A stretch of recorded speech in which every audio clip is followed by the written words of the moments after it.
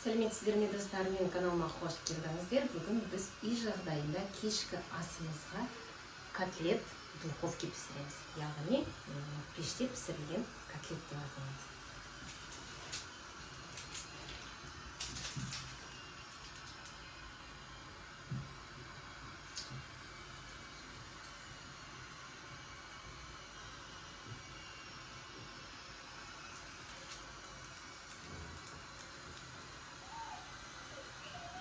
Достар, менімен бірге аяғына дейін болыңыздар, бірге жасап үйренейік.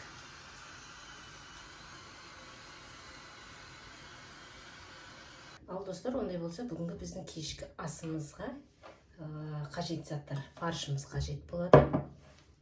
Болгар тәтті переціміз 4 дана, картопымыз 4 дана, қара бұрыш, тұз, батон кусоктар деп айтсақ болады, тілім 3 тілім батон наны қажет болады, және баклажан мен жұмыртқамыз, бір жұмыртқамыз дайын болу керек. Онда біз қазір ең бастысы перецтарымызды, болгар перецтарымыз, баклажан, картошкамызды тазалап алайық. Мінекей, біз картопымызды, жуамызды блендерден өткізіп алдық. 2 дана жуа жетеді. Фаршқа салатымыз, болгар перецімізді, тұз, қара бұрыш бәрін тазалап алдық. Енді фаршымызды дайындаймыз. Фаршқа осы блендерден өткізген лугымызды салып,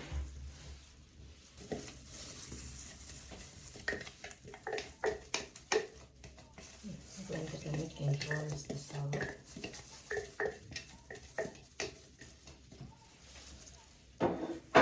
осы фарштың ішіне петрушка, зелень туралған, оны да саласыздар.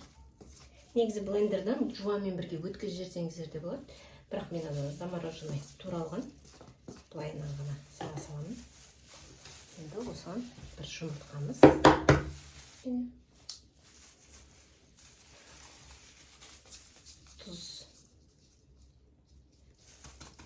тұздан 1 чай қасық жетіп қалады. Қара бұрыштан 1 чайный ложкаменен чай қасықтан жарты чай қасық деген болады, жетеді. Енді мына суға жіберген нанымызды осы фаршқа саламыз. Нанды, батон нанымызды, яғни сығып алайық, судан жақсылап.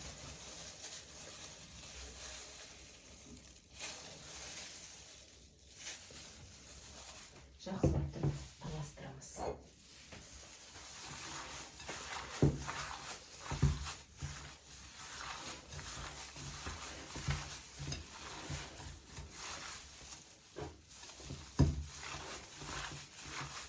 Жақсылап тұрып араластырып аламыз. Өйткені бізде ішінде батон нанымыз, жұмыртқамыз, тұз бұрышымыз бәрі жақсылап араласу керек.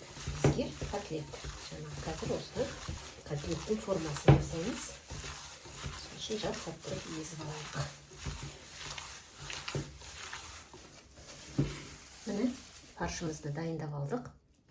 Енді біз көкөністерімізді, яғни картошкамызды, болгар перецімізді и баклажанымызды әдемілеп бәрін бір-екі формада турап аламыз.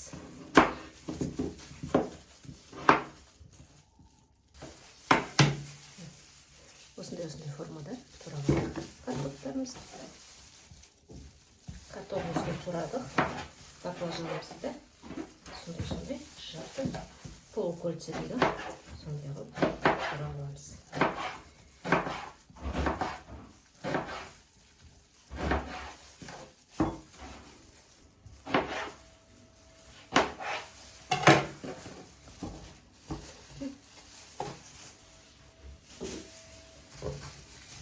Болгар перецімізді қатты кішкентай қылмаймыз, тоже осындай мөлшерде қараңыздар, турап аламыз. Міне көкөністеріміздің бәрін турап алдық.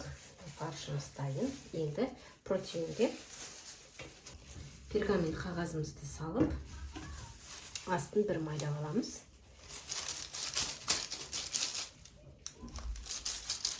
Сұйық майлап алайық. Жабысып қалмасын.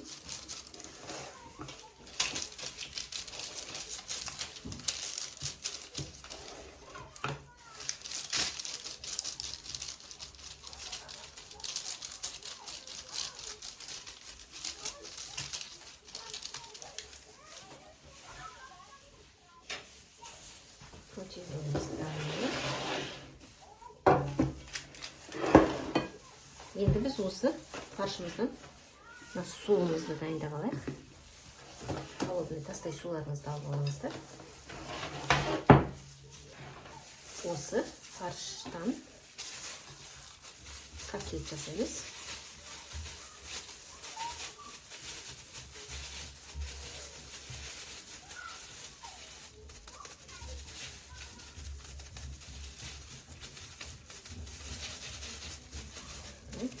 Сопақша етіп, бұлай котлет жасап аламыз.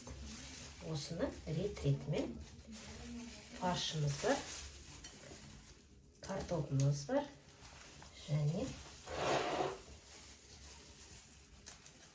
баклажан. Осылай рет-ретімен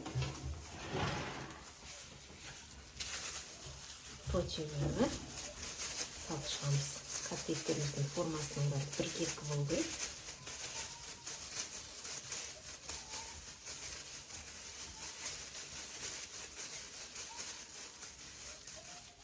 Қолдарыңызға жабысып жатса, су алып алыңыздар, сулап қолдарыңызды.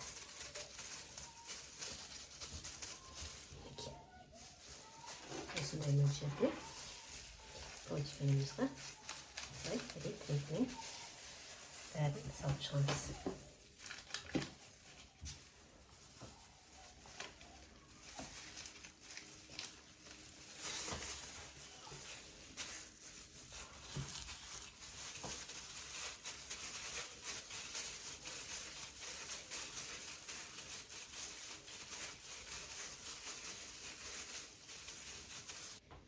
Мінекей достар, фаршымыздың бәрін котлетик жасап, осындай рет-ретімен бәрін противенге осылай салып шықтық. Енді мына перецімізді осының беттеріне, жандарына қойып қоя саласыздар. Сол кезде кішкене сочнее дейді ондай.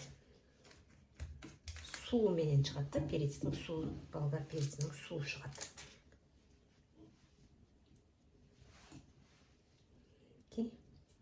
Осылай бәрін қойып шыға салыңыздар, қалып кетпесін, сырап болмай қойсын.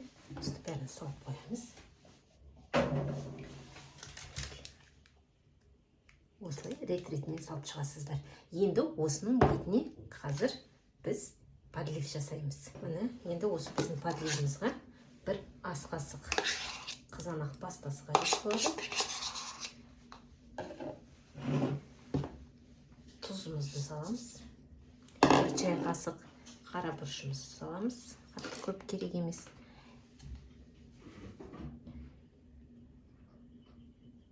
Үш ас қасық сумай керек болады. Және суымызды құйып, бір стакан.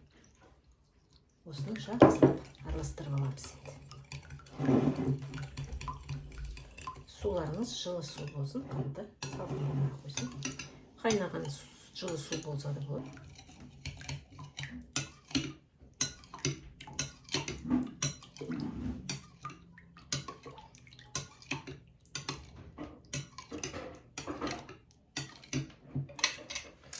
Енді осы жаңағы подливкамыз дейміз ғой. Осыны енді котлетіміздің бетіне айнан құйып шығамыз.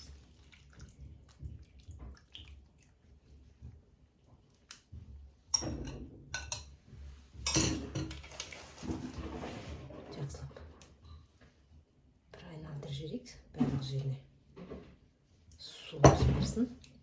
Енді осы котлет фарштарымызды духовкаға 180 градусқа 45 минутқа қойып аламыз.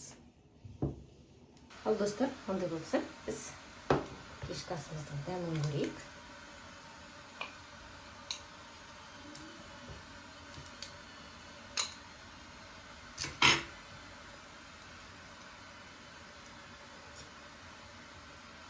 Бәрі бұлыңғырап пісіп тұр.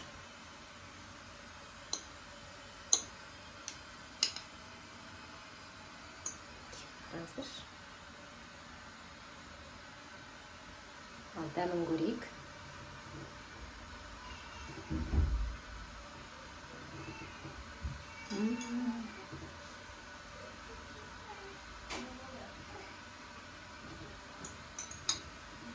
Өте керемет достар. Жасап көріңіздер. Дәмді. Өзінің соғында піскен. Керемет дәмді.